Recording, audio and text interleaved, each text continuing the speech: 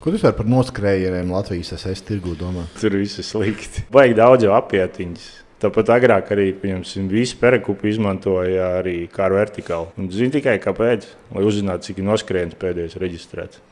Jo tāpēc, ka tad viņi zina, viņi attīna apakaļ tuvu tam un liek ārā, ja tu pārbauki kā vertikāli, rekubeigi forši sakrīt. Un tas bija arī kā viņi izmanto, bet tas vairāk arī īsti nestrādā viņam. Paigi jau tīna visur, bet drīz tas beigsies, domāju. Ārzemēs ir kaut kāda Vācijā krimināla atbildība, ne? Par tīšanu, ne? Jā, vēl kaut kādās valstīs. Tur parādās jau.